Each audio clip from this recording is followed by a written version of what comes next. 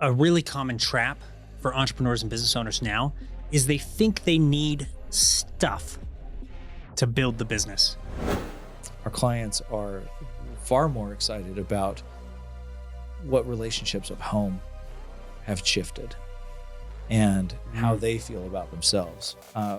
One client that we just finished working with is sitting at about a 12x ROI right now, but that's not what she talks about. She talks about how much more present she is at home as a mother and how the overall work environment is so much lower pressure and how she's lost 15 pounds for fun. Welcome back to Base Business. I'm your host, Parker McCumber. And today I have with me a literal rocket scientist, not a fake rocket scientist like I pretend that I am, but a literal rocket scientist, Aaron Shields. Aaron, tell us who you are and what you do. Yeah, thanks, Parker. No, I got to say, recovering rocket scientist, right? It's been a minute since I've been in the soup like that. But I run a company called Mountainside. We're sort of a white glove communications and connections strategy company. So there are a lot of services that are provided, a lot of systems and patterns, and we exist in the white space between all of those. So when people have really difficult problems that they can't really get their arms around, then we come in as sort of a genius for hire, right? You bring a brain trust in and work on solving those gnarly problems together. It's my favorite thing in the world to do. How did you make the jump from rocket science to Mountainside? Yeah, well, the through line, Parker, is that I've always loved trying to figure out how stuff works. Ever since I was just a little kid, I was taking stuff apart and trying to figure out how anything worked. And so that's really what got me into the aerospace industry in the first place. What's the most complicated thing you can imagine trying to put together? Let's go see if we can figure out how that works. But over the course of my career, I started to learn that the most challenging, most frustrating systems always involved people. And the breakdowns from different projects or initiatives or products almost always came back to communications breakdowns or issues that people had in their professional or personal lives. So that became the most interesting problem. So really, your love and passion was always the problem solving, the puzzle. And as you'd solve one, you recognize there's always another, and it's the person. Mm-hmm. And so it's kind of the natural transition or the evolution of what problems you were solving. Yep, absolutely. We went from what I would call closed system problem solving, right? Like you've got a machine or you've got some other thing where you can mostly account for the variables, right? And get a pretty good idea, to the Wild West where you're looking at organizations full of people who don't behave in exactly the way that you imagine they would. And so, it's just an escalation to a higher order of problem solving where you involve all of our meat computers that sometimes go buggy. Our meat computers. So let me ask this. I don't think most people's meat computers come pre-programmed with the ability to step back, get the 30,000-foot view, and objectively assess people and their systems to solve a problem. So let's backtrack a little bit into your story and your life here. What led you to thinking this was a business that you wanted to be involved in or start, and developed you to the point where you were capable and confident enough to approach people to solve that? Yeah, well, as a rocket scientist, I spent a lot of time, thinking I was pretty much the smartest dude in the room, and was generally kind of hard to work with. Looking back now, I'm like, oh my gosh, that was a challenge. I was a challenging person to work with. Very highly skilled, high productivity, really tough to work with. Low interpersonal skills, very low EQ. And that actually led to me making some really fun career limiting decisions in my mid 20s. Like I was splitting time at that point between the Department of Defense and NASA contract operations. So I worked on the space shuttle, I worked on nuclear missiles and a few other programs. And I was crushing all of it and just miserable because I didn't know how to interact with people. Right. That led to me making a few very bold statements in front of people without the kind of tact that should be delivered. And my life got really hard for over a year or I just didn't even want to come into work. So I made a career change and thought that that would solve everything. But it turns out because the problem was me, most of those problems resurfaced after just a couple of years. But if I were to put a pin on a point when I realized I needed that 30,000 foot view, it would be when I was standing on the streets in Stockholm. My wife and I have been traveling, visiting with some dear friends. We were supposed to stay there for several days. And on day 2, we get kicked out. She threw us out of her house and said, I never want to see you again. You're impossible to be around. Wow.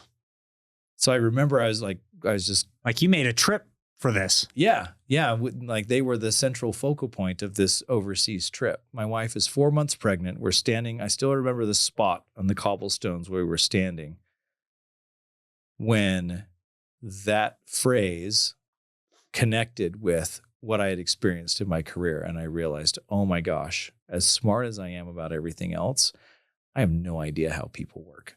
I couldn't tell you what happened. I just felt completely blindsided. So all of this started out as a quest for me to never feel that way again, to never run into a situation where everything went nuclear without me even knowing what had gone on. Absolutely. So to maybe dive a little bit deeper here, you have this wake-up call. Mm-hmm. There's obviously a shift or a change in your mentality where you have the realization that maybe the problem is with me. What does the journey look like from that moment to starting your own business? Do you self-assess a little bit? You start to reverse engineer where you had a communications issue, and then you realize if I can solve it for myself, I can solve it for others. What does that look like? Well, I wish I could say that I did it right the very first time, but because I think us engineering types, we always like to try and do it on our own, which means we get it wrong a lot initially. So I tried everything, Parker. I read over 200 books. I took self-help courses. I went back and got another professional degree. I went and got an MBA. I took executive leadership classes from Berkeley and a handful of other institutions. I tried everything. Over 8 years, I spent at least $300K just trying to figure out how people worked. And some of that was really helpful and some of it wasn't. And it was mostly just trial and error for me. Sure. To be honest, looking back, I was too proud to go to someone and say, hey, I noticed that you are really good at this thing. Can you help me figure out, can you be my additional outside perspective? Mm-hmm. When I finally did that, I hired a coach. His name's Kirk. And within an hour, we were making progress that I had failed to make in at least 6 or 7 years. Wow. It was incredible. So there's a lesson here that I think we should unpack a little bit, because I'm seeing the commonality between your story and my story. There was a point in my early entrepreneurship career journey where I felt like I was the smartest person in the room. And because I felt like I was the smartest person in the room, I didn't ever seek help or guidance. And I thought that nobody could help me. And I, tunnel vision in on the work. I'm not receptive to mentorship. I wasn't joining, groups or masterminds or anything like that yet. And it is a limiting factor because in hindsight, when you swallow that first piece of humble pie and you realize, oh my gosh, there are people out here that can help me, you realize how, I don't want to say dumb, but how dumb you've been, how you've prolonged your suffering unnecessarily. But if you can take the step back, have humility and ontological humility, and recognize that somewhere between your perspective and your friends, mentors, coworkers' perspectives is the actual reality of a situation, and you can learn from it and learn from them, you can exponentially increase your productivity, your outputs, your capability. And it just comes with having the humility to recognize you can get help. Yeah, 100%. Right. I think we all end up paying what I call the DIY tax way too often. Right. It's the one tax that you can avoid paying almost every time. And yet we just over it and over and over again. Right. And it's that humble pie situation where it's like, no, I got this. And we want to say, I've got this. But man, how much easier is it once you go to someone with some additional perspective? Well, the DIY tax, it's a trap for entrepreneurs, especially when you start a business on your own. You have to learn how to do everything within the organization until you can afford to hire or justify the hire, right? So they develop the DIY competency and then they stay reliant upon it when they need to make the transition into, Right. hey, let's hire somebody. If we hire somebody, I don't have to pay the DIY tax anymore. Right. Sure, you pay a salary, but the salary is often cheaper than the DIY tax. I am convinced that DIY is the most expensive way to do a mediocre job across a wide variety of areas. Well, that was a lesson that took me probably 3 years too long to learn. Once I realized it, started getting the team in place, but then I make the mistake early where I'm just hiring to have the team and not focusing on the specialization of the team, right? Mandy Keene teaches a concept called the Rainmaker Triad. I know you're familiar with it now. But I'm very much a rainmaker. I like to talk to people. I like to have conversations. I like to bring in revenue. I like to make sales. I like to do that outward stuff that benefits the business. I can act like an engineer for a short period of time and start to build the back end, but I'm not an engineer. And so I get burned out when I'm doing that and I'm not fulfilling the cares. When I'm not podcasting, when I'm not talking to people I get burnt out on it. It's just an energy drain for me. And on the creator side, woof. Yeah. I'm bad on the creator side. So as I start to learn these concepts, I recognize that I need to be hiring people who have a skill set and not just a trained and developed skill set, but also their innate character skill set that will complement mine or help the organization beyond hiring duplicates of me. Yeah. Because that's a mistake that I think a lot of entrepreneurs make is you develop the DIY capability because you got to pay the DIY tax when you start. And then you think you need more people like that. Yep. And it's absolutely the wrong answer in my opinion. Well, and you click with them, right? Personalities tend to mesh really well. And then that's how you end up in these echo chambers, especially now where it's like, oh, we can just keep doing this forever if we can figure out how to make money or how to make it sustainable. And you spend a lot of time, way too much time doing that DIY tax. Now you've now scaled the DIY tax itself rather than your capability stack, right? I hate it. I love the way you presented that. You're scaling the DIY tax. Oh man, that's funny. Let me ask this. Was there a point, so you're having this journey, you hire Kirk, you're working with your coach, you're starting to make progress. When did you realize I'm going all in on me? I'm starting Mountainside. Yeah, I'm glad you brought us back there. I had hit a career plateau. I had transitioned from aerospace into tech. And for years, while I was doing this journey of trying to figure out how people worked, I was still working a full-time job at a Fortune 500 company, building software product. And I ended up stuck for probably 4 years longer than I needed to be in sort of a junior manager position where I just couldn't get traction. And I would bring my best ideas to my leadership and they'd go, oh my gosh, this is such a good idea. And then they'd call someone else over and be like, hey, I want you to, like, he's going to drive this. And I was like, what? So 2 or 3 times I had this brilliant idea that I would bring. They'd say, you're right, this is a good idea. And they would tag someone else with better leadership skills to actually drive the project. So working with Kirk transitioned that for me. The first results I saw were personally.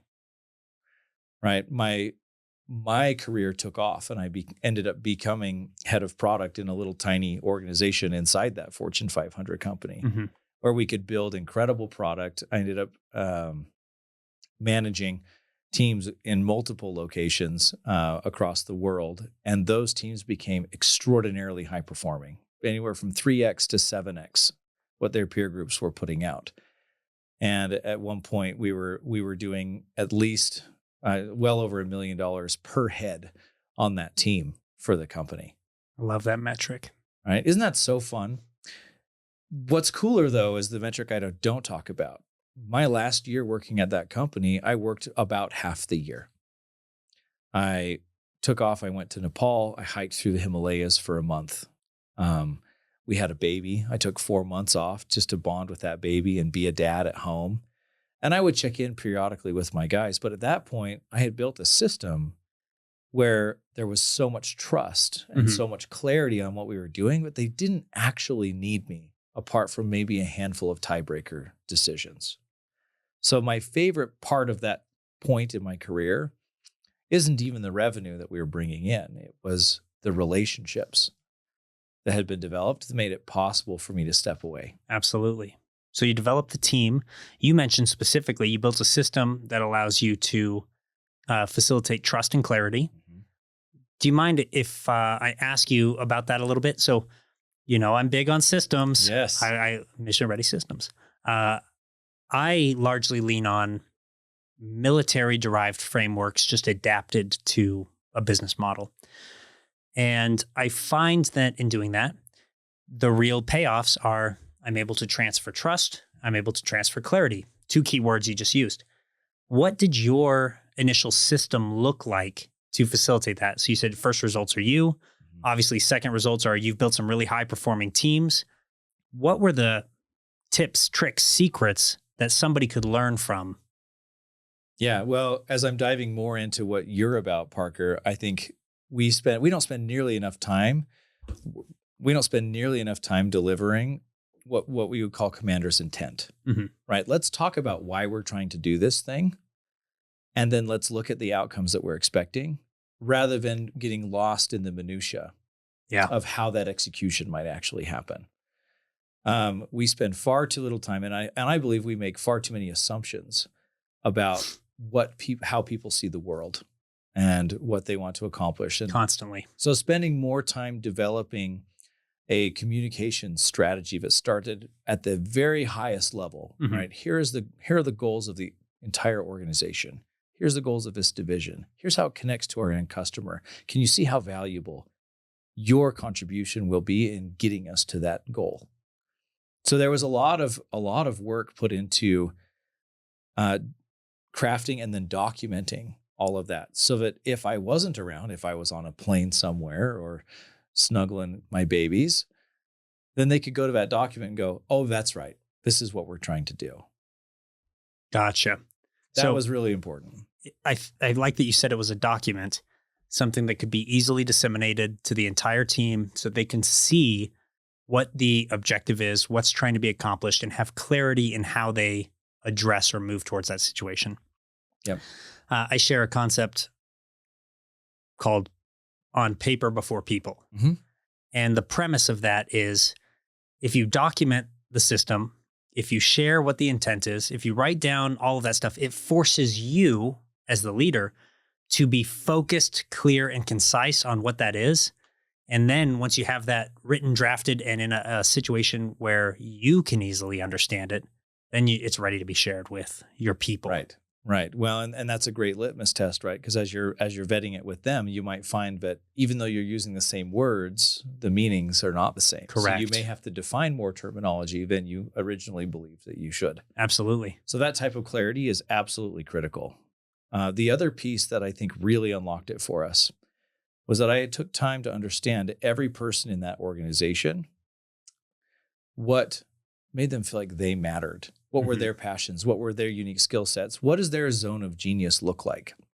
Now, in software engineering, there are a million things that need to be happening all the time. There's new code that needs to be created to solve a specific problem. There is usability and readability concerns. There's obviously like quality assurance and testing. And the truth is that even though a software engineer can do all of those things,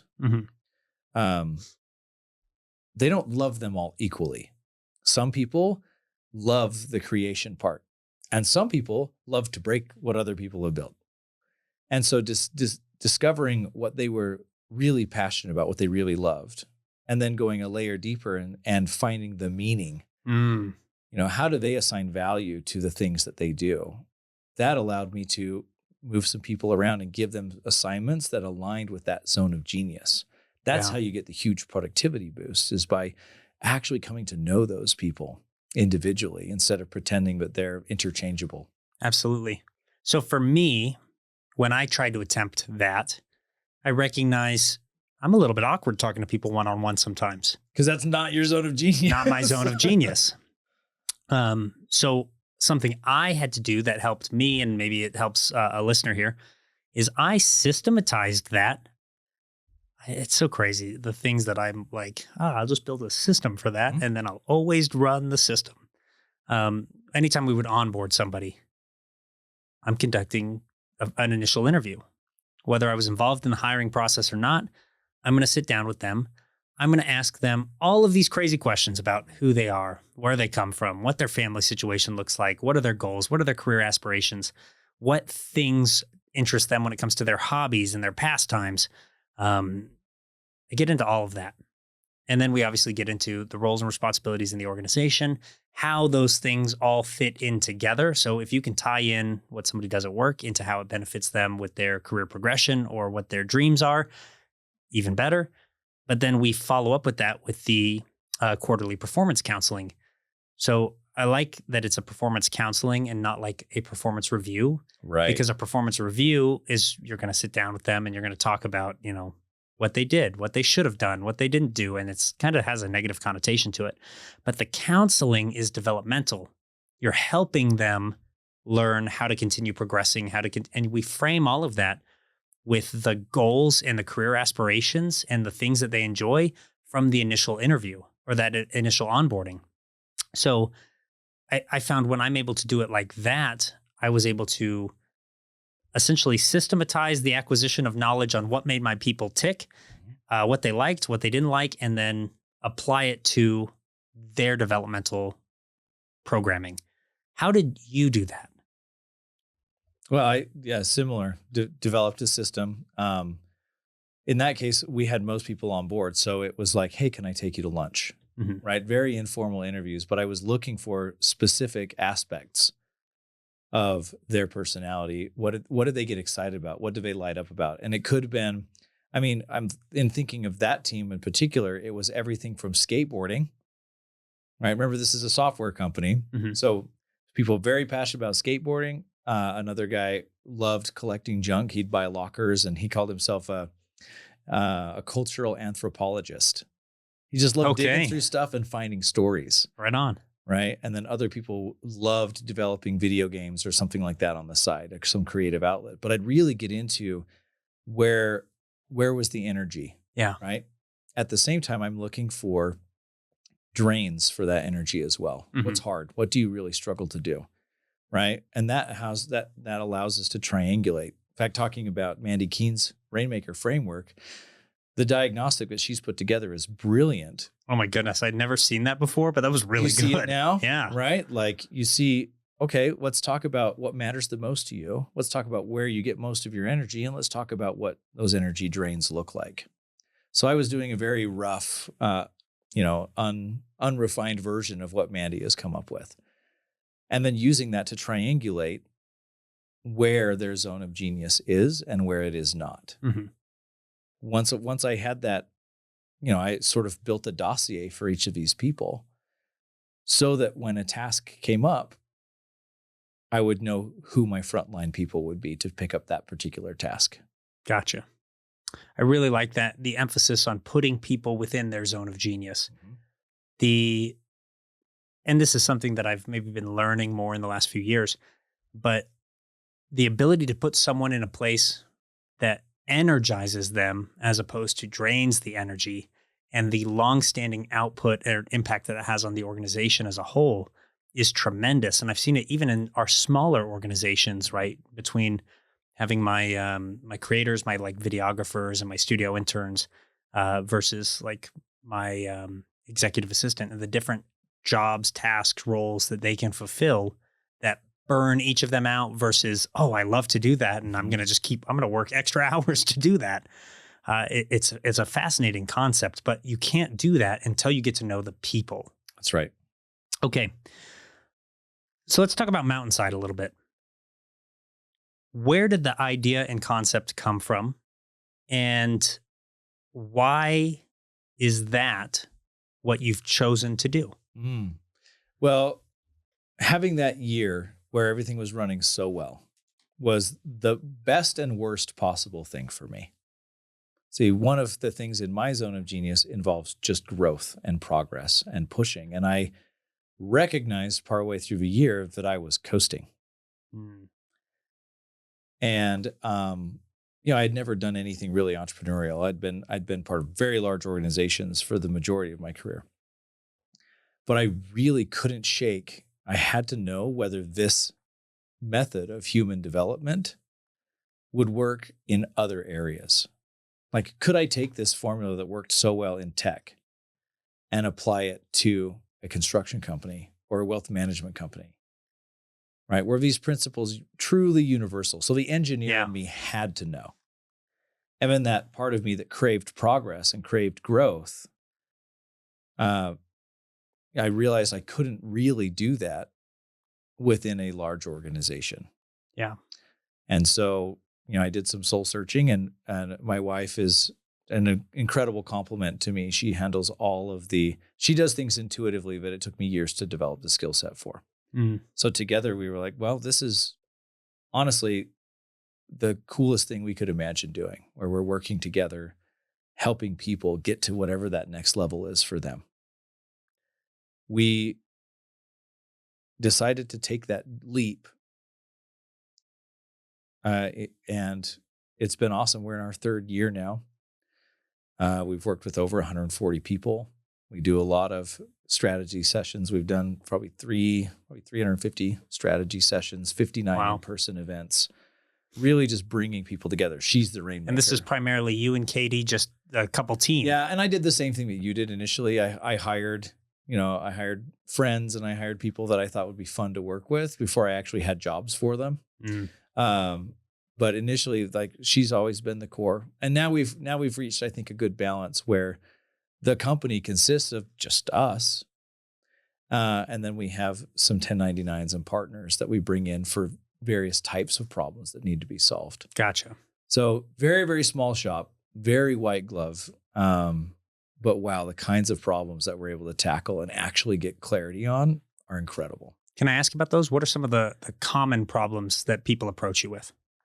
Most of the time, they've got a deadline, or they're feeling huge amounts of frustration. So, for example, one of the companies that we just finished working with was just had a couple of factions that were so highly political that they could get nothing done. Right? They were barely on speaking terms, and they knew that the communication was an issue, but they had no idea how to go about solving it because they hated each other.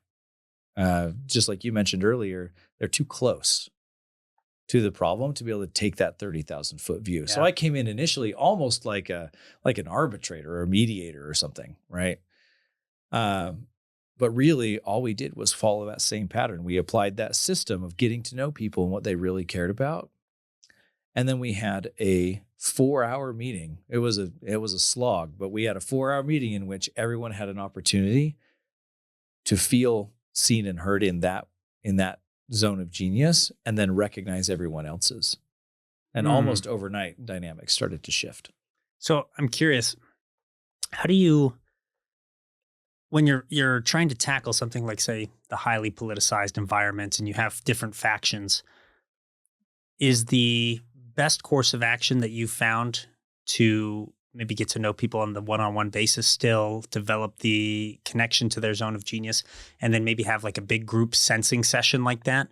Is that kind of the best framework to approach that? Because I think the highly politicized factions, that's a growing problem in the United States, not a shrinking one. Yeah. Where, I mean, I see it more and more. It would be untruthful to say it's never happened in one of my organizations, but I can see it even in like the military, larger, I mean, obviously huge organization there. I can see it in the businesses that I work with or consult with and that I occasionally coach. And most of the time I approach that, I think, in a very different way than you approach that. So I'm just curious, what can we learn about how to engage to repair the relationships between politicized factions? Well, you're absolutely right. I see it across the board now. And I think it's important that we recognize that our own internal wiring sort of leads us there. And unless we're intentional about it, our minds are always looking for ways to offload processing power. Yeah. And so what ends up happening inevitably is we make assumptions about other people's beliefs or standings or opinions, and we sort of create an avatar of them in our minds. And again, this is a cost-saving strategy for your brain. So it happens semi-automatically. Our goal is generally in those types of high-tension situations to go in with none of those assumptions and then surface the difference between what they believe that person to want or to believe or to have said, right? And then surface those in a new light where the truth, give them an opportunity to re-explore that and to become connected again with the actual person instead of our avatar of them. So in these factions, whether you do it individually or in groups, like there are some cliques that tend to all begin thinking the same way. That thinking narrows down to, we call it groupthink for a reason. But whether you're doing individual or in groups, what we're really looking for is identifying that avatar. What do you think the other person believes? What do they want? What do you think? Why did they do that thing? Yeah. And then simply asking, well, what else could that have meant? Right? Anytime we encounter frustration is actually a really important indicator that our expectations of the world have departed from the actual reality that we live in. That's where frustration comes from. So if you're frustrated with your teams, then there are assumptions that you're making that need to be corrected. Yeah. So having a third party come in and say, look, let's take it all, right? We'll just be a safe space. You can tell us all of the things. And we do that for however many parties there are involved. And then we go, okay, now let's come together with, and do kind of an unveiling where we say, okay, here's what really is going on. Here's the commonality that we've lost in the shortcuts that we've been taking. I like that you brought up the groupthink. I had to write down lost commonality. I like that you brought up the groupthink because I think a lot of the issue that stems here is this deep-seated psychological concept that we as human beings need to feel belonging and attachment to a tribe or a group. So if you run a large organization or a company and that culture isn't fostered, perhaps, inherently people are going to create factions to feel that sense of belonging to the faction. And if you belong to a faction, but somebody else doesn't belong to a faction, there's also then inherently an us versus them. Yes. Which exacerbates the problem. And I think in some instances actually just creates the problem. But it all stems from somebody wanting to feel like they belong or identify with others. I'm curious, what have you seen work as far as helping organizations develop that sense of belonging? Well, intent is everything, right? And what we see is consistent. Our lived experience is consistent with a lot of research that's been done on this subject. Gallup, for example, has done over a decade of research on management and sort of the state of the American manager in the workplace. They've discovered that 82% of leaders in that middle management strata end up being unqualified to lead in some way. Wow. They lack critical leadership skills. So what happens generally when that leader gets placed in a situation where they have to make decisions, particularly difficult decisions, guess what they do? They go back to the DIY tax. They get in over their heads. There's a power dynamic there. They're driven by this sense of belonging. And so rather than bringing problems to the surface that they're not able to solve, they actually do the opposite. Yeah. Everything's fine, boss. We're doing great. And then all the heat and the pressure to solve that problem, they push down instead of elevating it. So if you're in an organization that has more than 3 layers of management strata, you are 100% dealing with this. It doesn't mean that you're a bad leader. It doesn't mean anything like that. It's our nature as humans to try to solve a problem on our own. Because we're worried that bringing out concerns, especially early, is essentially just, it's like confessing that we haven't got it figured out. Yeah. And it's like the worst thing to happen. in those cases. I think it's true. I always think that that's silly though, and maybe it comes from, I've been trying to practice and develop this for the last 15 years. And so now it seems silly, but maybe it didn't always seem silly for me. There's the concept of two-way communication, right? Just like information comes down the chain of command, information necessarily must go back up the chain of command. And if it doesn't, there's an issue, problems won't get solved, resources don't get allocated appropriately, the situation worsens. How do you foster that when, especially in corporate America today, you have the concept of, well, if I share these problems, I'm admitting that I don't know what I'm supposed to know and I'm going to get fired. Like there's the fear associated with it. There's 100%. How do you help bridge that gap from the fear to developing the two-way communication? The fastest way is to bring in a third party. And I'm not a fan of middlemen in most aspects of my life. But it takes a very long time to build trust that is deep enough within an organization that people will bring you their honest problems. Yeah. Right. As a leader, think about how much time it would take to sort of train that trust through the entire organization. Absolutely. We still recommend that's exactly what you do. Right. But you have to expect that that's going to be, a 3-year minimum time frame to change the culture to where you can have people on the front lines telling their senior management about an obstacle that they might not be seeing from their level. Yeah. It just almost never happens. The only way that I've ever seen that kind of shortcutted that process was when it has just been so ingrained in the culture of the organization from day one. Yes. So, I mentioned hiring friends, trying to bring in people, build the team at first, and I'm not getting people in their zone of genius. I'm not necessarily using them the right way. Obviously, subpar results. As we started to do it the right way, though, everyone who came in afterwards, I think maybe shortcutted that 3-year process of trust building. And I think most of them are able to do it in 12 to 18 months, which is still a long time. So I'm not saying this is just an immediate thing because people come in with their previous experiences and biases from other jobs and positions. But when the organization is always leading with trust and you systematize the two-way communication and you let them see you take your lumps with everybody else. Yes. There's a little bit of there's the mindset that you're in this with them and that it's not a leader just dictating something back down. It's you're trying to get through the same process to the same objective. And then there's a little bit more buy-in and trust, I think, from the lower position as well. That's why I think things like the after action review are so valuable to an organization, because if I can just check my title at the door and I can let my warehouse manager beat up on me a little bit and tell me all the things that he needs from me that I'm not getting him, and everyone knows that communication is going on and that, hey, my bad, man. Hey, you're totally right. Here's the credit card, whatever it is. They know that they can also bring their problems to me and I'm not going to jump down their throats about it. Well, and the reason that works is because of exactly what you said, Parker. Like that after action report is a place where you're intentionally removing the power dynamic, right? We're going to review this as peers. And then you actually reward that behavior. Absolutely.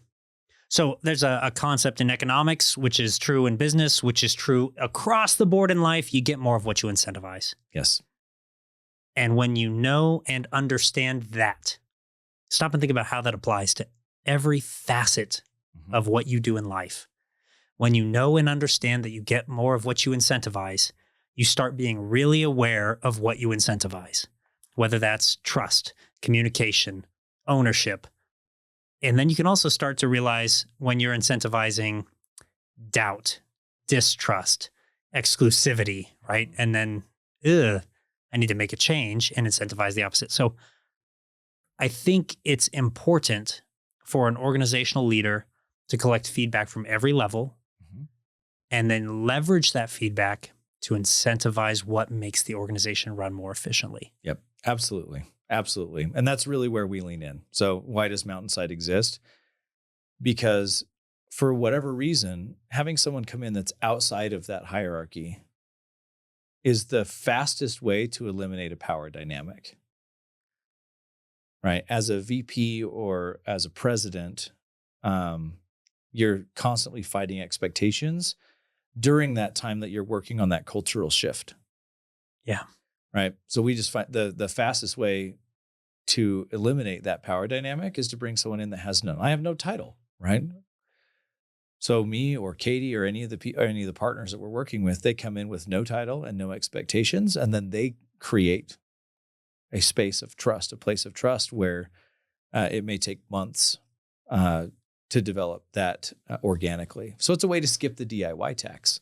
We come in, we gather all of that data, especially in companies where leadership, where that becomes infeasible for leadership. If you got 50 or 500 or 1,000 employees, it can be very difficult to do that one person at a time. So we outsource that. We get a good readout of what's actually happening. And then we report back the culture drift that's happened, right? Here's what your picture of the company and the culture looks like in your head. Here's what's happening on the front lines. And here are some of the main themes that you can do. So we create a bridge where you still get the information while that trust is being built. It's literally the favorite part of my job. So collect data, analyze it, report back with the culture drift and the themes. And then I would assume from there, you reverse engineer the solution or the course of action. Yes. And as an engineer, that's my favorite part. That's the puzzle. That's the puzzle, right? And a great example of this, there was a company that did a service application that was basically a matchmaking application for people who needed services and the people who provided them. Mm-hmm. There are 1 million of them out there. They were going to do a reorganization, restructure their product and design teams. And they already had 80% of an idea of what they wanted in that organization. But rather than just sending it off and being like, okay, well, here's your new jobs, guys, good luck, we convinced them to wait and let us do a handful of these interviews, right? Now, we didn't even get to the entire organization, but some of the key people whose jobs were going to be changing the most dramatically. Mm-hmm. We had a chance to listen to what they actually wanted, find that zone of genius for them. And you know what, Parker? 90% of the time, the new role was a perfect fit. But this enabled them in the reorganization to come back and say, we heard you. Yeah. And they end up pitching for the role that they were already going to be heading into. So talk about reverse engineering, right? Like very, very little change. There were a couple of key changes that ended up being way better because they had better information. Yeah. But for the majority of the reorg was already pretty well thought out. Yeah. It's more just the perception shift. Right. So taking the time to let them campaign for the roles that they were already going to be moving into meant that ownership and engagement was way higher than it would have been before. Definitely. I'm curious, a lot of what we're talking about is obviously framed in corporate America. Sure. Who are the clients that you work most with? What does that typically look like? Are you primarily looking to work with large corporations, smaller businesses? Where does Mountainside fit into helping orgs? Our favorite place to live are in companies between 50 to 500 employees, right? Then you've got some management tiers, or you've got management problems because you have no management tiers. But either way, you've got some issues that you're running into. Our best clients are running between 5 and about 50 million in ARR. And that tends to be a sweet spot for us because at that point, even your really good leaders are starting to feel the strain of an organization of that size. Absolutely. Right? That's where most of this stuff happens. We have had some success in a couple of larger corporations, but only in corporations where you have a singular leader that can create a pocket within that corporation for that transformation to happen. Do you notice that there's any trends when it comes to like the markets or the niches that you work with, or is this kind of something that's applicable industry agnostic? What I love is that from a principle basis, it seems to be working really well. We just published a white paper in February with a wealth management company where we were able to double the value of the company over an 18-month period by fixing the internal political structure and then clarifying the way they communicated and found their customers. So that was a really, really fun example that's completely You would expect this to work in tech and agile and scrum teams. And, there's a lot of jargon that comes along with that area, and it works great there. But it also works great in wealth management. It works great in construction, anywhere where you start having people leading groups of people. Now, I like something that you just brought up, and I think it's important to highlight. When we're having this conversation about maybe establishing the communication, repairing culture, bridging gaps, it's not just for the comfort in the office and the workplace, right? You just shared doubling revenue for a financial management company. There's an actual return on the investment that I think we should probably highlight. What's kind of typical that you see with the teams that you work with or the people the clients you coach? Yep. So far, it's about 5x. Oh, wow. For the investment, the return on investment. Yeah, whatever they invest, the return is 5x. Holy smokes. Within about 18 months. 18 months. So this is not a 5-year turnaround or anything like that. This is, you're in the trenches with them.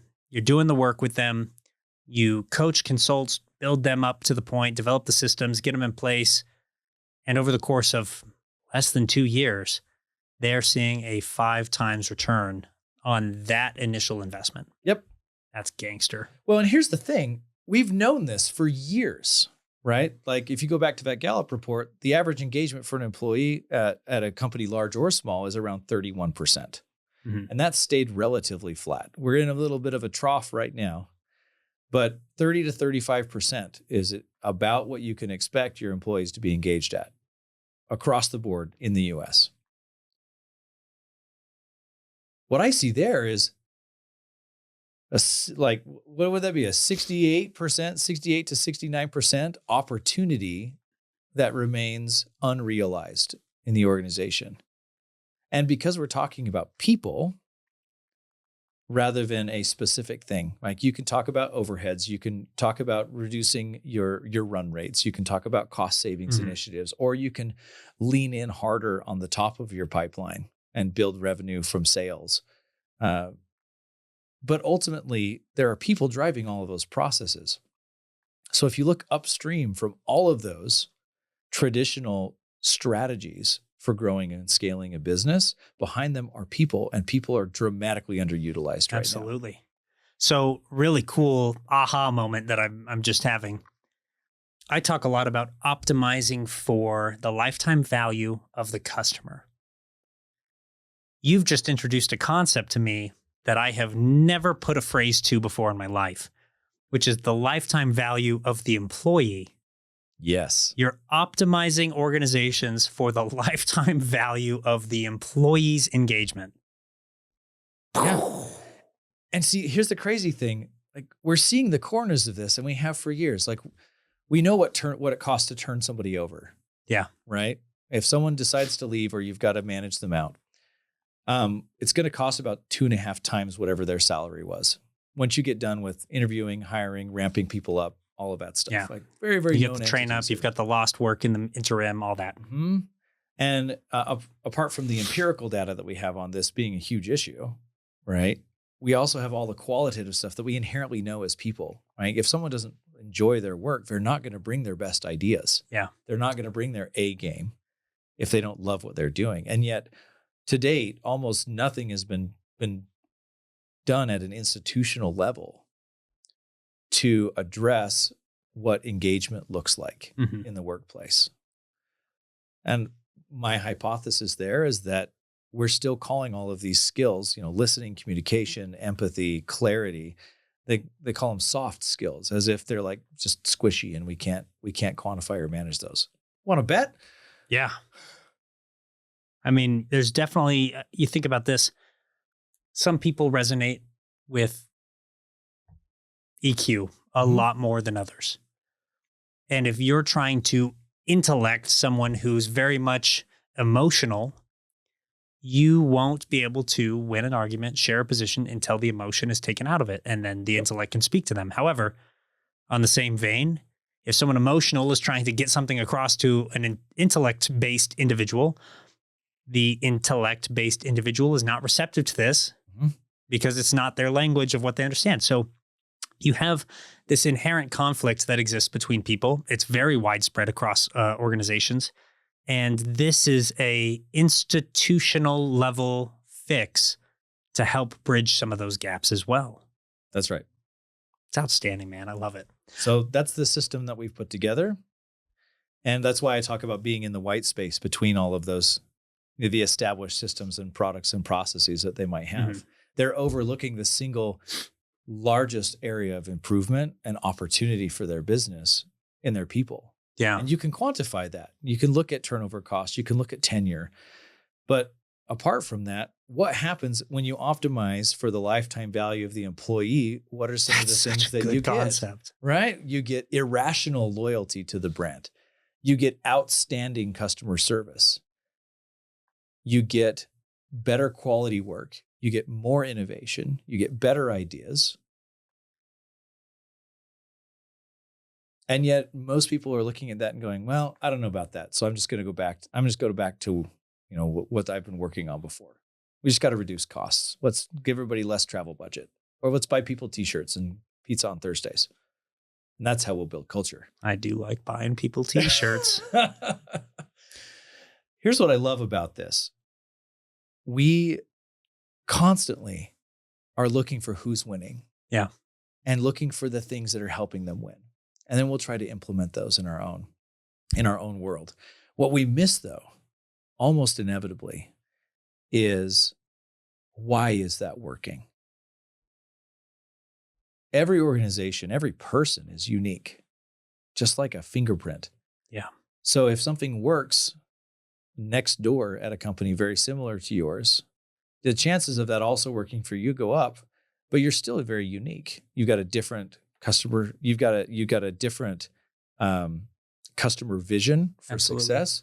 You've got a different dynamic inside the office. You've got a different way that you're going to be providing that value. And yet we just want to take something off the shelf. Yeah. You want the plug and play solution, but the reality is you're not a plug and play individual. You are not. Right. For example, the skills, capability, competency I have is different than the skills, capability, competency that you have. Exactly. So some things that work for me might not work for you, and vice versa. And it's a concept that a lot of people don't grasp. A lot of it can be adapted. And I think that's where the beauty lies, is you can learn from anyone, but then you have to take proactive steps to essentially adapt what you're learning into a methodology that will work for you. Right. There's an adjacent concept that's coming to mind when I think about the paths of success. And Valentina Brega, on an episode I did with her last summer, shared this first. So shout out to Valentina. 1 + 9, 10. 2 + 8, 10. Right. 3 + 7, 10. Now you go down the list. And then you can also start doing things like 90 - 80. Right. 10. Right. There are a lot of ways that you can get to 10. There's a lot of ways to get to 10. So if 10 is your success, there are infinite ways that you can get to 10. The thing that you have to learn is that you have to pick one and stick with it. 1 + 9 is 10. 1 + 8 is not 10. Mm-hmm. You can't merge the equations, but you can take one and adapt it to you. Yeah, love it. Well, and that's the reason that works is because you start with the principle, and the principle in those applications will get you to 10 every time. Yeah. Right? You just don't know. Like, I've got 4. Okay. Well, now we know what we can do. Right? The challenge that we run into is actually the same fundamental challenge that we started talking about initially. Was we like to take shortcuts. Yeah. We want to eliminate the amount of cognitive load we experience when trying to solve a problem. Unfortunately, that means that quite often the application of those principles is what suffers. There are a million best-selling business books out there that are fabulous. And most people have read them, and most people are still struggling. Why? Because the burden of application lies on them. Mm. So it becomes difficult to do. So probably the most insidious version of that DIY tax is when you go, I love that book. And then you put it back on the shelf and there's no application that happens. Yeah. I mean, think about the average entrepreneur is generally someone who's focused on how do I get to the next level? How do I grow? How do I scale this? How do I make more money? Okay, those are questions that are in their head on a daily basis. Oh, yeah. And to answer those questions, most of them read some level of self-help book. But what's the percentage, you think, of people that actually apply what they learn? I would guess less than 10%. I would, yeah, I'd bet that we're looking 1 to 2%. I mean, I have no data for this, but what I'm looking at I would almost argue, especially we talk about application, I would argue that, okay, first year, roughly half of businesses fail. Year 2, half of the remaining businesses fail. Year 3, half of those remaining businesses fail. They fail because they don't implement what they learn. There's no way that you go for 2 or 3 years and you haven't learned how to do some things better, or that you haven't researched how to do it better, or you haven't read a book. I think the problem then comes down to the implementation. Yeah, because you'll get new ideas constantly. In fact, I think most entrepreneurs suffer from a surplus of ideas. Yes, I agree. Right? And a shortage of action. So what we end up doing is learning, but then we fall back into whatever patterns we were already doing, and then we continue to get the same results as we always gotten. Yeah, despite what we've learned. Absolutely agree. I think a lot of people just fall into this. Yeah, I mean, it goes back to the same concept that we were just sharing with 10. They have a surplus of ideas on how to get to 10, but if you are trying to solve 200 math problems at once, you're solving 0 math problems. Yeah. It becomes an overwhelm. So is working with Mountainside a good solution to that? Because you come in, then you identify the problems, you reverse engineer a solution for them, and then it's handed to them on a silver platter, and you're essentially teaching them how to implement it as you go, right? Yeah. Well, or we'll climb in the trench with them. So our initial engagement is always the product is clarity that we're producing for that initial engagement. Organizational clarity. Yes, sir. How do you package that? How do we package clarity? Yeah. The same way you would using the same systems that you've already talked about, right?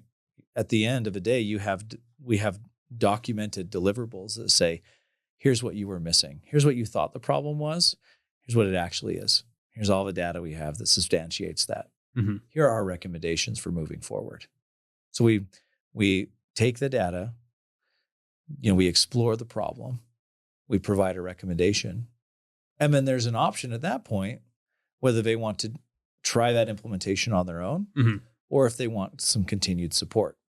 Gotcha. Right? And if they need something built, if they need a micro SaaS software spun up, if they need additional consulting or leadership training for that middle management layer, of course we're happy to provide those things. My favorite thing about what we do is that anybody can get the clarity that they need.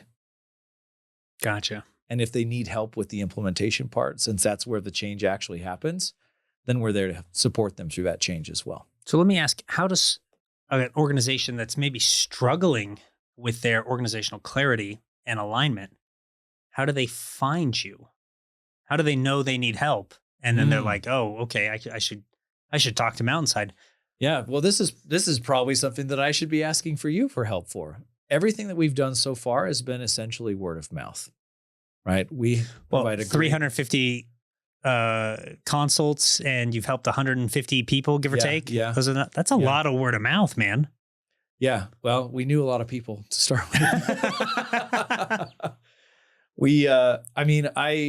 I can't, it would be inauthentic for me to say that I'm an expert at finding and bringing people these incredible things. We've really just tried to solve the problems that were in our immediate sphere. People would be complaining about something. They'd be frustrated. They'd be ready to just throw the towel in. And we would just work with those individuals that we already knew. Okay. They'd have an incredible experience. And then they would say, and then, a month or a week or 6 months later, they'd introduce us to some other random person and say, they were complaining the same way that I was complaining. Can you talk to them? And then we go, sure. So we've grown organically over the last 3 years in that fashion. I can't say that I'm an expert at marketing or SEO. Content creation, again, not my strong suit. I just like solving the problem. Yeah.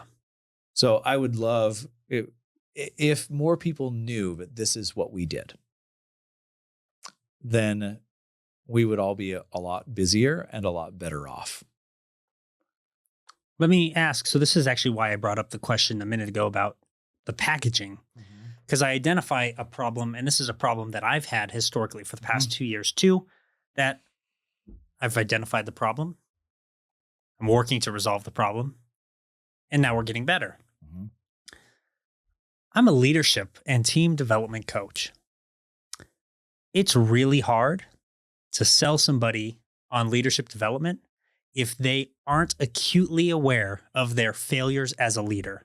So then what happens is you end up essentially trying to convince people that they have room to progress and develop. And it's really hard to prove a negative. How do you prove that somebody's bad at something? We definitely experience that. And then when you do that, they get frustrated, angry, and then you're not somebody they want to work with. So the shift in how you present and package what you do will likely make a change in an organization's ability to, one, identify their problem and recognize you as the solution. I'm also interested, I mean, since so much of this is word of mouth, I'm curious, what does I know you recently did webinars. Actually, let me go back to that. How did you get people into your webinar? I spent a lot of time on the phone. Okay. And you know, we have an existing client list that is extremely loyal. Our company has a 95% satisfaction rate. And all of the engagements that we do are goal-oriented. About 55% of our clients get their goal. Okay. So are you calling your clients and asking them for referrals for the webinar? Yeah. Yeah. So we sent out some emails and said, we're about to do a webinar. Here is the topic that we will cover. Who do you know that needs that topic? And we filled our webinars that way. Gotcha. So not paid traffic or organic traffic coming in, with the exception of it's just word of mouth referrals still. The referral engine is powerful. Are you collecting testimonials from these people? Yeah. They're fun. A lot of the testimonials that we get don't focus too much on the business results. Like, I have to pry it out of them. Hey, what was this worth to you? Did you get your 5X return? And some people are like, nope, it's more like 12. But what we hear them talk about is, because we're focused on the whole person, our clients are far more excited about what relationships of home have shifted and how they feel about themselves. One client that we just finished working with is sitting at about a 12X ROI right now, but that's not what she talks about. She talks about how much more present she is at home as a mother, and how the overall work environment is so much lower pressure, and how she's lost 15 pounds for fun, right? Like the empowerment of that whole person. Once you see the whole picture and you work from a principle basis, you still get all of those, those metrics driven results that you're looking for. Yeah. But the transformation that happens internally is what we love the most. Well, you think about, so we have all the testimonials. You think about this, if you go to work, and work is a poison because the culture is not right, there's friction, your being is being poisoned, and they take that home with them. It essentially leaves them sick. And when you can remove the poison, allow the body to heal, everything else heals as well, which is a really cool point in all of this. I would recommend go back and look at all your testimonials. Throw them into AI if it makes it faster. Identify the trends. For example, if somebody talks about, my relationship with my spouse is so much better, write that down. Every time you hear somebody talk about that, put a tally mark next to it. We had a 10X return, 12X return, 5X return. Every time somebody talks about their return on investment, put a tally next to that. And after you go through all of these, look at what your highest commonalities are, and then you message based on that. Because that's the word and the verbiage that your clients are actually using, which means other people who are going to be your clients are thinking in those terms as well, right? You're identifying based on who you've already helped, what your target avatar is thinking, saying, feeling, needing help with. And then it doesn't just become, hey, your organization probably isn't as clear as it should be, so hire us. And it starts becoming, how would it feel if your work re-energized you? And by the time you got home every day, you weren't dragging ass through the door. You were able to play with your kids, spend time with your wife. What does that do for the quality of life for your employees or for you or for, just a shift? And you identify that through what they're actually saying. I love that. So I would maybe start there. And then I would look at how organizational clarity is packaged in line with that. There's a couple different thoughts that come to mind, but I would typically message to the pain point that stems from a lack of organizational clarity. So if somebody is experiencing, let's go back to like the politicization of two different groups. Obviously, there's not organizational clarity there because they're at friction and at odds with each other and they're fighting in-house. And when that's happening, the work isn't getting done, things are way less efficient, all that stuff. What's the pain point that business owner is feeling? And then attack that. Hey, it sucks when you have teams in your organization that don't get along. We all know that drains your efficiency. We all know that's a waste of time, energy, budget. What if that could be fixed? My name's Aaron Shields and, whatever. Yeah. But I love it. But hook them with what pain they're actually experiencing.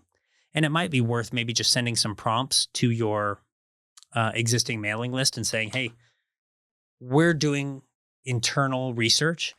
Would you mind letting us know, what were you feeling before you worked with us? What was the process like in your own words? What was the result? And then in the what was the result category, maybe what was the financial result for the organization? What was the cultural result? What was the individual result? And just collecting those the pain points, the process, the outcomes.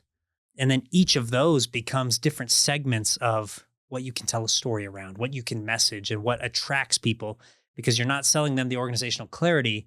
You're selling them a solution to the pain, or you're selling them an outcome. Yeah, that resonates really well because ultimately that's what I want anyway, right? Like I am attracted to big, gnarly problems. Mm-hmm. And the one of our customers just calls us the genius for hire. So anytime that you are struggling with a problem that's so frustrating because you feel like you've got a piece of it, but you don't have the whole problem, that's really where we can come in and make a huge, huge difference. Just shortcut years of trial and error and poking around, trying to figure out what the deal is. You just gave two really good hooks for stories or posts that you should make. I love big, gnarly problems. Do you have one? Yeah. Let's hear it, or the Genius for Hire. I wrote GFH because I was trying to get down quick. I almost forgot. Genius for Hire. Does your organization need a genius to solve a problem? I'm Aaron Shields and I'm the genius for hire. That's true. Yep. But it's like, genius for hire? It's just enough of a curiosity gap that somebody wants to, okay, let's see what you do. How do you solve problems? Yeah. But it gets your foot in the door, at least to message, right? Other things that I would maybe consider doing, the webinars. I love webinars. I also hate webinars. I'm still learning. We're getting better. We're developing. You saw, I essentially just used the webinar framework format on stage. I did it in my October event. I did it in this event. Webinars online are really expensive right now. And I'm noticing that they're not working as well as they used to work. I think that a large part of that is that people are just kind of burned out on them to some degree, but there's a way it can be reframed where you talk about maybe instead of a webinar, it's a workshop. We're going to work through a concept together on this webinar. And really, you're just giving them the webinar still. Right. But maybe a little bit more focused. Maybe the 3 secrets are all part of one thing. And then it's, hey, if you need help implementing this, here's the next step on how to work with me. And that's the offer. Yeah. So it's a reframe from a traditional webinar to we're doing a virtual workshop. Come in, we're going to work through this problem. Now that you have, maybe a little bit of a plan or a course of action on how you might solve that problem, I understand that this obviously takes a lot of time and that's a drain on your business. But, if you want to just work with me and I can come in and help you with that, most of my customers see a 5 to 12x return on investment over the course of the first 18 months. I'd be happy to help you with that. You should get that return on investment too. Results are non-standard. Yeah. But, here's how you can book me. And then it's a QR code to book a call. Yeah. Or something to that effect. The book a call stuff. Okay. Sorry. Thoughts exploding. I'm getting really good results right now, even with high ticket from Instagram. I do obviously the posting, the storytelling, and then I'm doing the daily stories where I'm just talking about what I'm doing or what I'm excited to do. So after the October mastermind, we had a dude join the Commanders Club because I made an Instagram story that said, hey, this is what we launched. This is what we're doing. It's really cool. It's invite only. If you think you're a good fit, send me a DM. And he sends me a DM. I'm interested. How do I join the Commanders Club? I'm like, hey, man, the story had already said it was $20,000. But I was like, hey, it's $20,000. This is what the program is. This is what we're trying to achieve. In-person events, masterminds, a community that is growth oriented. He's like, I'm in, I'm sold. I'm like, do we need to get on a call or something? He's like, yeah, call me in an hour. Call him, talk to him for 15 minutes about what he's building right now. Yeah, I think it's a good fit. Cool. Can I give you my credit card? Yes. Sure. But that came from an Instagram story because there was some FOMO created just because I'm talking about what I'm doing. So I would argue that you could probably do something comparable where I don't know what your audience looks like right now, but I would, like Damon taught in the mastermind, document. I would make your call to actions, at least in the early stage, just be the ask for referrals. Hey, we get all of our clients through word of mouth right now. We've done 350 consults. We've helped 150 people. If you know somebody who is feeling X pain point, I'd love to have the referral and an opportunity to help them. Then the next day, if you know somebody that's experiencing Y pain point, I'd love to have the opportunity to help them. And the next day, Z pain point. You can go on and you identify all that stuff based on the testimonials and the reviews that you already got. Yeah, I like that. Well, because everyone's problems sets are so unique, focusing on the pain that they're experiencing in those problems, that gives us essentially an infinite pool to pull from. Yeah. Right. And because everything we're doing is principles based, I can see that working really, really nicely. Other thing, does your wife do any of the messaging and storytelling as well? Yeah, well, and that's critical too, because most of the time, if I'm helping an executive to figure stuff out at work, the best place for Katie to live is with that spouse going, okay, let's talk about what's going on at home. Right? Because everybody knows this inherently, and yet we still try to pretend that it's not true. If things are not good at home. Yeah. Just like if there's a poison at work, you take that home. If there's a poison at home, you take that to work. Yes. And either way, we have these two parts of our lives that we pretend are not connected. Yeah. And they absolutely are. Absolutely. And so, yeah, she needs to be more involved, I think, in that messaging. But she absolutely has, she brings a perspective and a softness that I could never replicate. Well, I would even take it to the point of you're going to resonate with different people than she's going to resonate with. Yeah, that's true. So your ability to collect leads, whether that's through referrals or through organic traffic or through paid ads, is increasing the more voices you give to talk about what you do, just because different people resonate with different people. I'm a leadership coach. Jocko Willink is a leadership coach. We both have a military background, very different ones, but we have that kind of commonality. A lot of people read his book and are turned off because it's not what they resonate with. I don't want to extremely own anything. So in that sense, I'm not actually competing with him because the people that he works with, coaches, resonate with him and his style different than the people that I work with and that I coach. And it's inherently due to differences in personality and characteristics and our inherent traits. But that same concept can be applied to your organization. If you have good referral partners or those 1099 people, it might be worth throwing them on a video too. And like if you do business with them regularly, talk about the pain points that they help solve or the problems that they help customers with. Have your wife do it with the at-home piece. Have you do it about the executive piece. And you put all those things together and now your reach is exponentially greater because you have something that appeals to a wider range of people. Awesome. Go team. Aaron, what is, well, I guess we've already kind of hit on the referrals piece, but what's working the best right now in your organization when it comes to getting the clients the actual result? Is there a system or a process that you think would be imperative for someone who's starting a business today to learn and maybe shortcut, years of trial and error?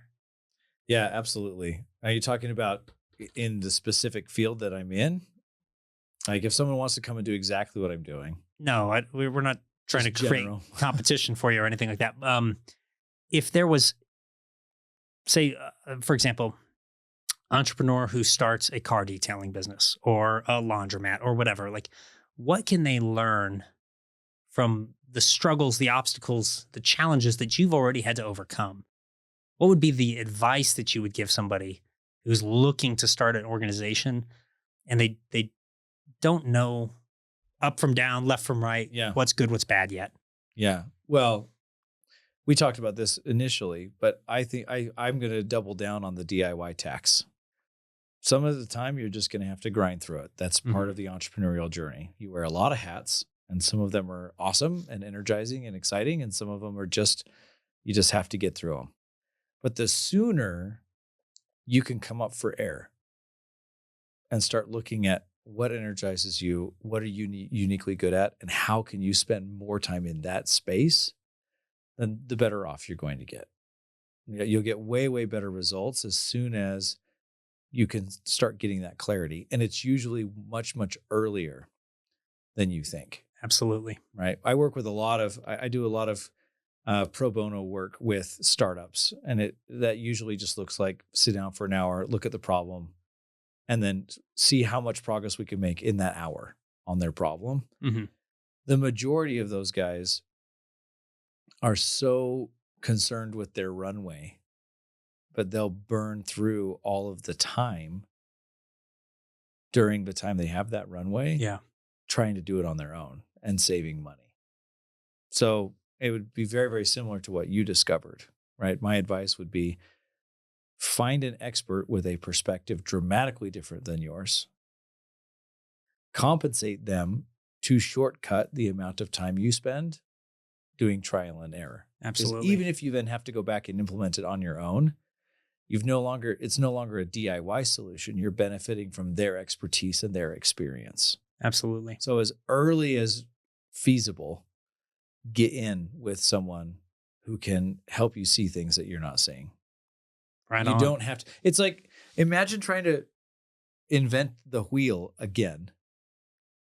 And then you have all these people that are already on wheels and they're like, would you like some help with that? And you're like, no, I got this. Like, it's my little wheel here. I got it figured out. I'm making this one. Yeah, this one will be special. Shout out to Shark Wheel. Totally different wheel. So that would be my advice. 100%. Right? Yeah. Like, you're always going to be smarter when your brain trust is bigger. Oh, I like that. You're always going to be smarter when your brain trust is bigger. How do I write that fast? When Okay. you're starting a business, it's easy to say, well, I need supplies, or I need tooling, or I need whatever the physical things are you need to produce the product or service that you're producing. It's really easy to spend money on those. I would argue that a far bigger ROI purchase is going to be investing in experience that you do not have yet. Absolutely. You have to get it anyway. I 100% agree. I think a really common trap for entrepreneurs and business owners now is they think they need stuff to build the business. Free course, totally a plug, but free course on my school community, $0 to $30,000 a month roadmap. It's how I went from $0 to $30,000 a month. It's how I coach people to go from $0 to $30,000 a month. And pretty much all you need is Instagram. You need a social media platform. And if you have a social media platform and a way to collect payments, congratulations, you can do pretty much anything that, I mean, obviously if you have a product that needs something specific, or you have a service that needs a specific platform, you're going to have some need there. But how much more mileage do you get because someone is like, here's what works. Yeah, this is the lowest possible cost to entry for you to come in, bootstrap your business, and grow. And it works. It's industry agnostic. And this is the thing that blows people's minds. I did it for e-commerce. Everyone's like, oh, I could see maybe how you work with, like coaching because you're the product. Or I could see how you do it with courses because you just throw it up on a website and that's the product. I was able to bootstrap physical product sales through Instagram DMs just because I developed a proof of concept for the product, threw it up on literally a free trial Shopify page, and then send enough messages to drive traffic back to that, to collect enough sales to one, pay for the course, the Shopify or the software, and to pay for the product development and everything. So it worked in e-commerce for me. Then when I started coaching, I did the same thing in coaching. I'm like, I don't have a business again. I'll go back to what works. Sit down on Instagram, start sending DMs to people who are in adjacent spaces, starting conversations, leading to follows. Follows leads to conversations. Conversations leads to sales. Yep. And it worked there. And then I'm coaching people in like fitness to do it, and they're doing it. Yeah. Now the fitness coaches are scaling that way. We got insurance agents that are scaling that way. I'm like, it just works. Yeah, that's awesome. You just have to be willing to put in the effort. Now, that's an emotional drain for a lot of people. That's an energy drain for a lot of people. So if you get there and that's not a good fit for you long term, you only have to do it long enough for you to hire somebody else to do it. Yep. So it comes sooner, I think. If you can essentially suffer for, 90 days, you can now build something. Like there's no way you send 100 messages a day for 90 days and don't get a sale. Right. It's just you've taken so much action to the point where it's statistically impossible for you to not be having progress and you're learning along the way. Right. No, I love that. And it's an example of a concept that we teach all the time called rent to own leadership. In this case, you're talking rent to own entrepreneurship, right? You got some great one-liners, man. It's crazy to me that we rent to own leadership. You can go to someone and say, hey, did you know that you can live in a house and just pretend like it's yours? Yeah. While you pay someone else who actually owns it for 15 to 30 years. You can just do it. You can have everything. You can have all the amenities while you pay for it over time. And they're like, yeah, that's totally fine. I'm like, did you know that you can do that in business as well? And they're like, what? No, thanks. Yeah. Like that doesn't work. Why in the world? You have to, like I said, you have to get that experience and expertise. You have to come by it honestly. You're going to have to earn it at some point. Absolutely. Why not rent someone else's expertise while you develop yours? Experience while you develop yours, right? Not only does that give you the result faster, but it also fast tracks your own training process. Yeah. Right? Some mistakes, you'll still make a ton of great mistakes and you'll have a lot of scars to show that you figured it out. Mm-hmm. But there are some where if you have somebody there, but it's like, hey, this thing you're about to do, what if you did it this other way that you're not thinking about? Because I did it that way and it sucked. Yeah. Right? Like that's really all you're doing. You're just renting expertise. And too many of us wait until we've either, expended all of our initial runway or are just so desperate that we're going to make the investment anyway. Like, but why? Why not just start that up front? Mm-hmm. Right? Rent to own leadership. Rent to own leadership. That's a killer concept. Okay. Aaron, you've provided a ton of value to me, to the audience, the listeners today. Is there anything I could do to provide value back to you and your people in exchange? Well, I've got homework to do, right? You do have a little bit of homework. Sounds like I've got to get a little more active on Instagram here. I think it's a great platform to start. Yeah, I love that. But my ask is the same, right? We have incredible success with people who find us. Would love your help making it easier for those people to find us. Absolutely. So work on the lead gen system a little bit. I think the identifying the messaging, like we talked about previously, that's the first step. Second step, in my opinion, now recognize I have a bias here because this is what I built my organizations on when we scaled. I run a lot of meta ads. The catch is the meta ads work best when your organic messaging is working because the organic content is a free trial and error system to figure out what's going to get you the views that you need, what's going to get you the engagement that you need, what's going to lead to followers. Once you have those questions answered, then you apply that to your paid ads. And your paid ads work exponentially better because you're already giving them the signals that you've identified as the right message. So I think the first step is the trial and error game when it comes to how do I repackage organizational clarity to address the pain points that our target clients in that 5 to 50 million or 50 to 500 employee range are sitting. And then once you have some of those stories that are operational, I would take those stories, I would throw them into AI, and I would say, use this story to attack these 5 pain points. And it's going to give each one just a little bit of a different spin, but each of those becomes a different actual ad creative when it comes to like the primary text, the headline, the description. And then I would pair those, you can do this multiple ways, with a brief video of you talking about how you've solved that pain point for someone else, or with a customer testimonial video that supports what you're talking about. And then you have a series of paid ads with the messaging that's already aligned. The paid ads will increase your reach better than anything else, period. That's why it's important that your reach is going to the right people and that you have the messaging aligned ahead of time. But I like the idea of using the free messaging as your test bed.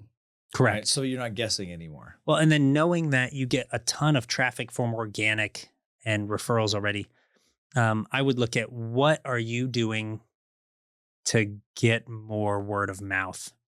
Are you engaging with community events? Are you going to, like I would imagine your actual ideal customer is the organizational leader. It's an executive level position, but they're hiring you for help below them, right?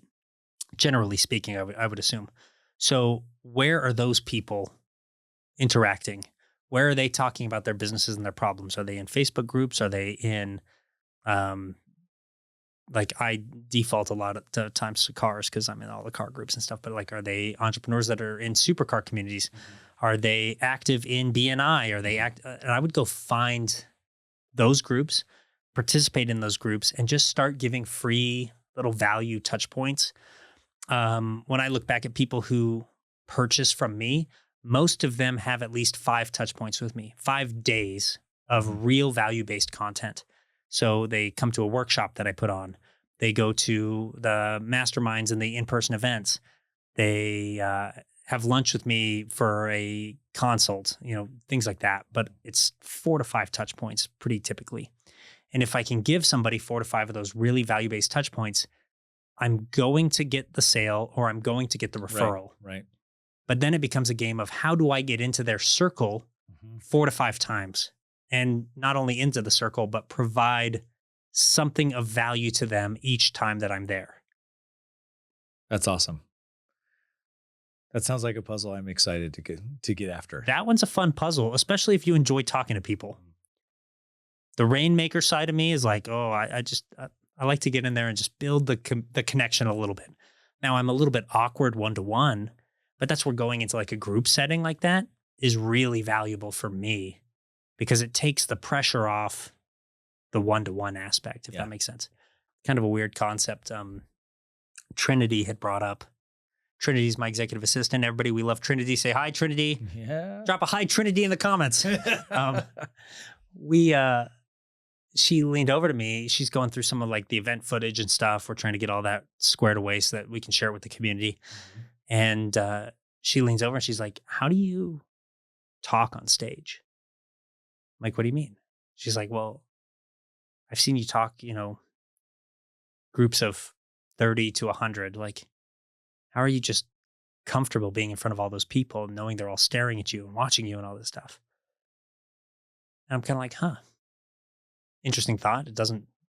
I'm more comfortable actually talking to a group than I am talking to the individual. Yeah. It's a weird thing. But I mean, benefited me greatly with like coaching football teams or running for city council and like doing public events. And in hindsight, I kind of said this is the douchiest response that I probably could have given at the time.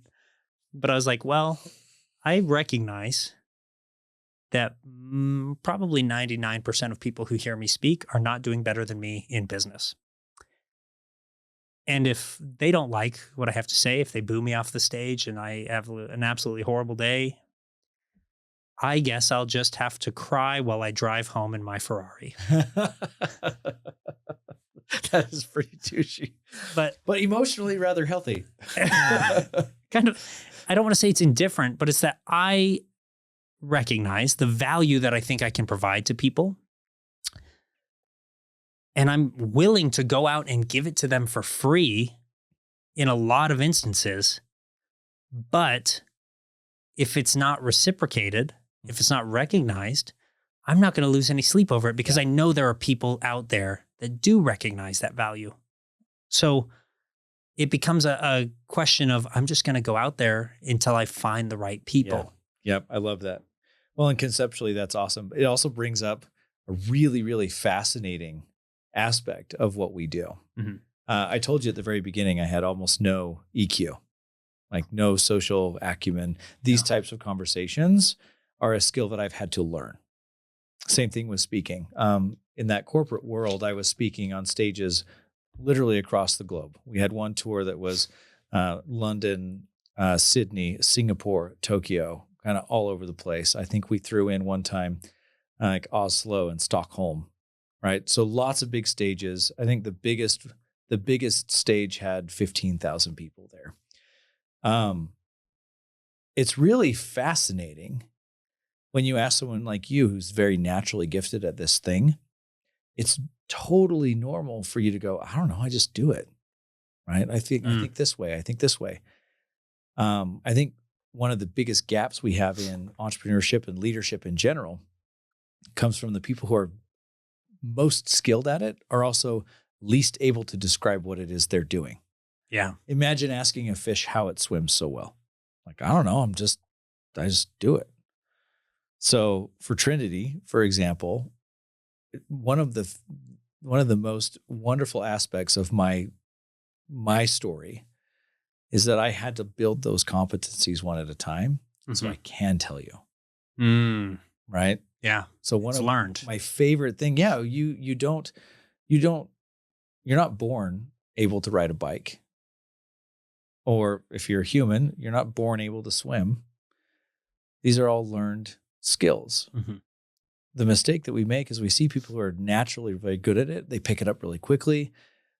Under the surface, you're able to pick up social cues really well. You have a general, like you're able to, I assume you're a pretty good judge of character too. Like when you're in a room, you know where all the bros are. You don't even have to talk to them. You're just like, yep, I know who you are already. Right. So you have a lot of natural gifts in those areas. You combine them in that magical way, you make a compelling speaker. You're a rainmaker. It's what you do. So if someone who is bad at that, like me, wants to learn, we need a different way of learning than even an experiential thing. You can get a lot of mileage out of experiential, but imagine if someone can come back and say, do you know why that worked? Let's talk about why that worked. Or when you said this thing, it didn't go over very well. Here's why.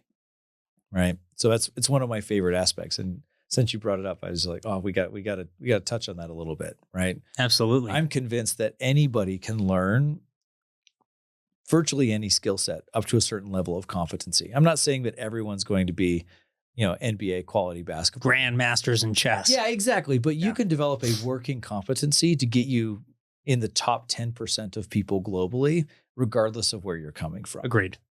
Right. It's just, you just need a coach who can watch what you're doing and explain why it isn't working. So I love that you brought that up, because it's like, yes, anybody can do it. Trinity, you're afraid to speak on stage. Well, let's figure out why. Yeah. My guess is that it's probably something going on in here and not what's going on out there. Absolutely. Let me ask this. I'm curious. I'm putting together a working theory. What's your superpower? The word just escaped me, but one of my friends says, I see the subtle turning of the world. So the subtle turning of the world. I see the subtle turning of the world. So I take an engineering view to the world, right? In that Rainmaker triad, I am the engineer.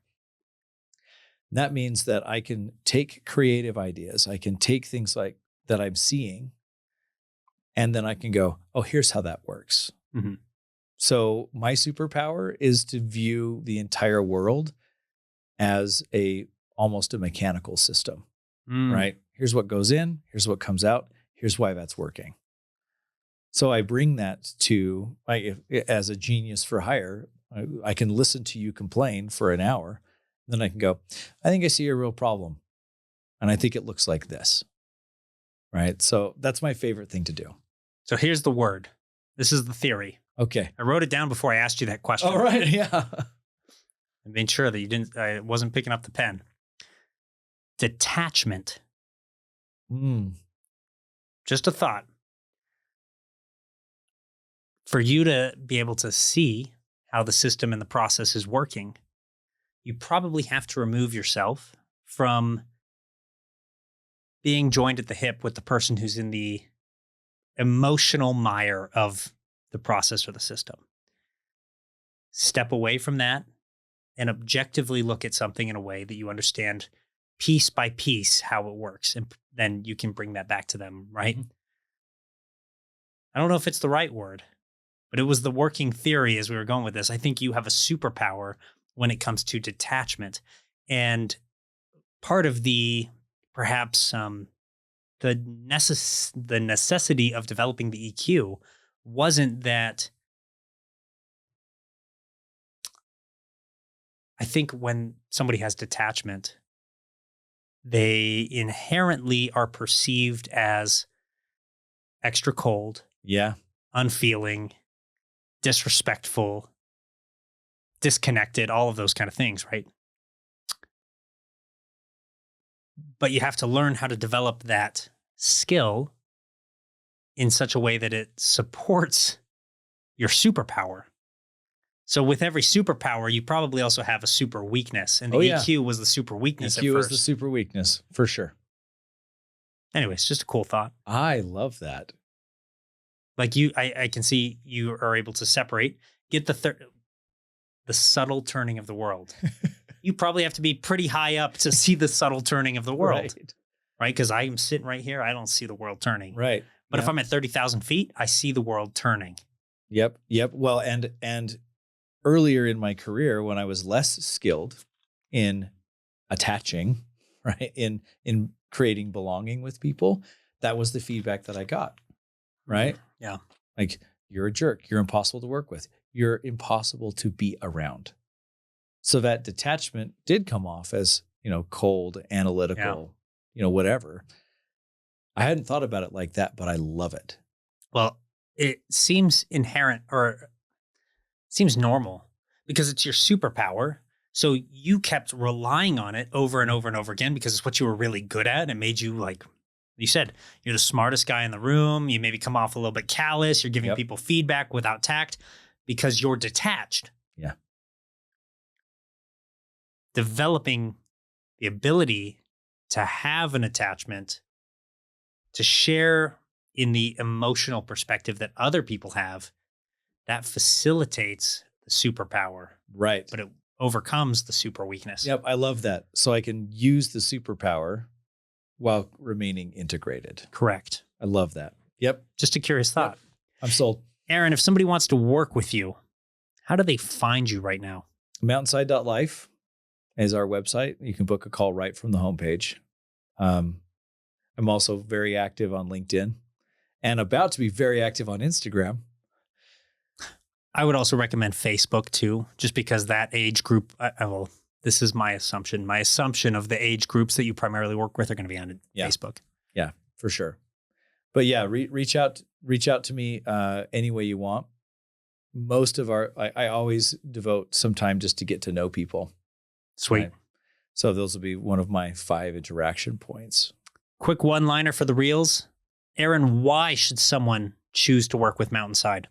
So they don't pay the DIY tax. That's hot. I love, like I said, you got good one-liners, man. I'm very impressed. Right on. Anything, last piece of advice you'd like to give to the audience? Oh, this has been awesome. It really is that. Like, you don't have to do it by yourself. Right on. Aaron, thanks so much for coming on the show. I appreciate you, man. Thanks for having me, Parker.